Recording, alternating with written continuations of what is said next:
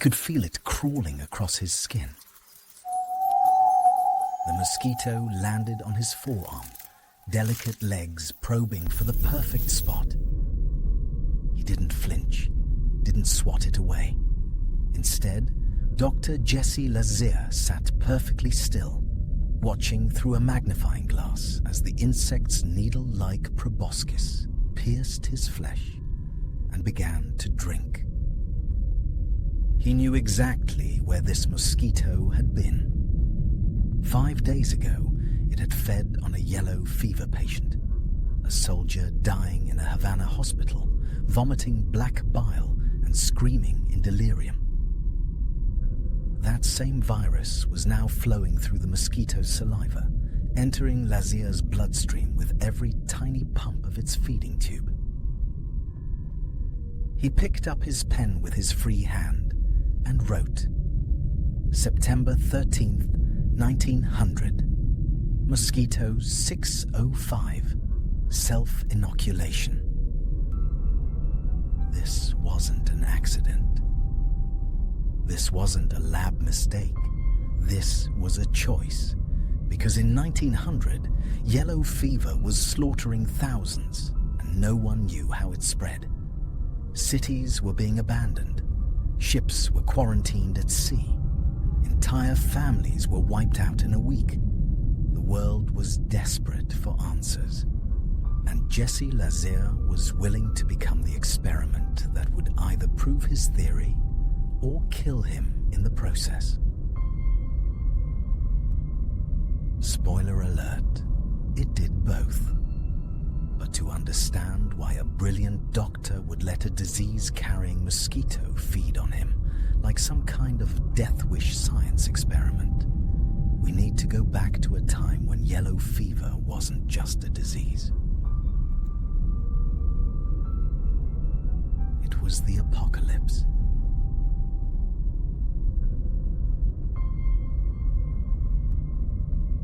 Imagine waking up with a headache.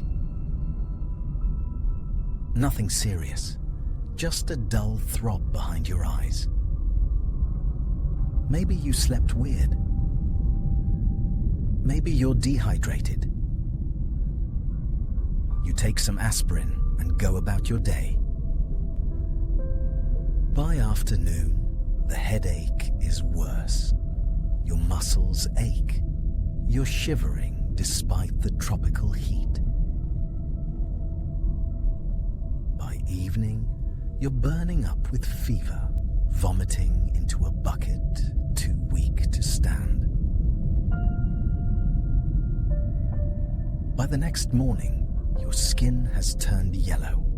Your eyes are bloodshot. You're coughing up black bile that looks like coffee grounds. And by the end of the week, you're dead. That was yellow fever, and in the late 1800s, it was absolutely everywhere.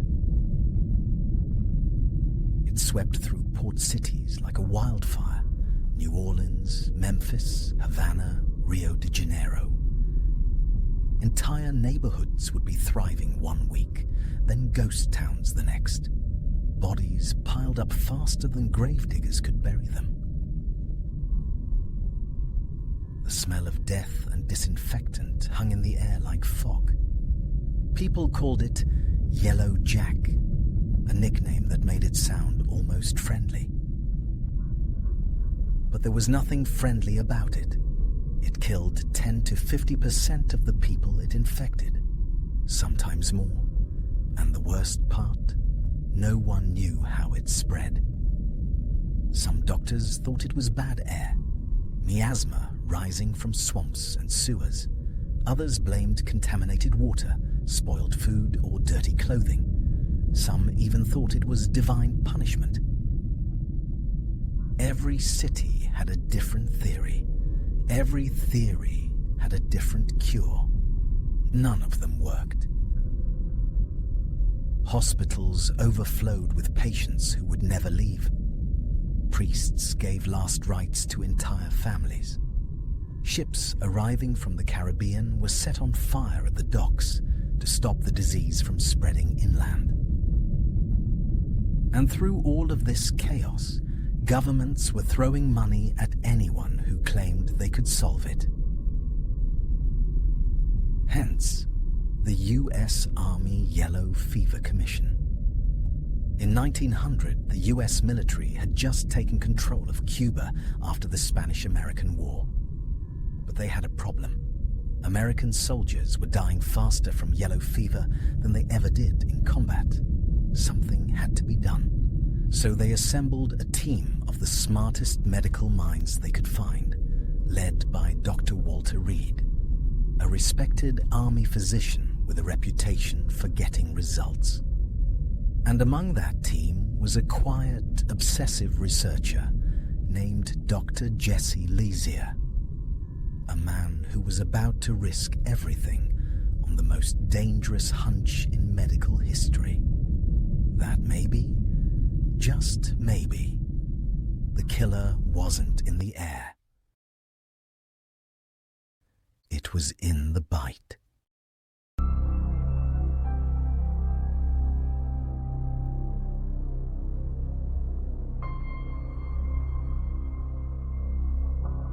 September 1900, Havana, Cuba. If you've never been to Havana in the summer, let me paint you a picture. It's hot. Not just uncomfortable hot, oppressive, soul-crushing heat that makes your clothes stick to your skin and turns your brain to mush. Now add in the smell of death, disease, and desperation. That's where Dr. Jesse Lazier spent his days. The U.S. Army Yellow Fever Commission had set up shop at Columbia Barracks, a converted military hospital on the outskirts of Havana. It was surrounded by swamps, which meant it was also surrounded by mosquitoes. Thousands of them, clouds of them. They swarmed around every window, every door, every patient. Most people saw them as a nuisance. Lazier saw them as suspects. See, there was this Cuban doctor named Carlos Finley who'd been shouting into the void for nearly 20 years that mosquitoes were spreading yellow fever. But no one believed him. His experiments had failed. His colleagues mocked him. The scientific community dismissed him as a crackpot. But Lazier wasn't so sure. He was an entomologist, a bug guy, and he'd spent years studying insect behavior. He knew that mosquitoes didn't just bite randomly. They had patterns, preferences, and the Aedes aegypti mosquito, the species swarming around Havana, had a nasty habit of biting during the day, indoors, and loved human blood. Sound familiar? That's exactly when and where yellow fever cases were happening. So Lazier started collecting mosquitoes, hundreds of them. He'd trap them in glass jars, feed them sugar water to keep them alive, and then, here's where it gets wild, he'd let them feed on yellow fever patients. Let that sink in. He was intentionally creating disease-carrying insects. His colleagues thought he was insane. Even Dr. Walter Reed was skeptical. But Lazier didn't care. He was meticulous, obsessive, almost manic in his work. He labeled every mosquito, tracked every bite, recorded every temperature change in his test subjects. But there was a problem. The experiments weren't working. They'd let infected mosquitoes bite healthy volunteers, soldiers who'd agreed to participate for $100, a fortune back then. And nothing. No fever, no symptoms, no yellow fever. Finley's theory was crumbling. Unless, what if the mosquitoes needed time? What if the virus had to incubate inside the insect before it could infect humans? Lazier had a hunch, a desperate, dangerous hunch. He needed to test it properly, scientifically, with perfect conditions and flawless documentation. He needed a test subject he could trust completely. So on September 13th, 1900, Jesse Lazier rolled up his sleeve and became his own experiment. Let's be clear about what Jesse Lazier did. This wasn't some accidental lab exposure. This wasn't him heroically throwing himself in front of a disease to save someone else. This was premeditated scientific suicide. On September 13th, 1900, Lazier took mosquito number 605, a female Aedes aegypti that had fed on a yellow fever patient exactly 12 days earlier, and placed it on his forearm. He watched it bite. He timed how long it fed. He recorded everything in his notebook. Then he went back to work.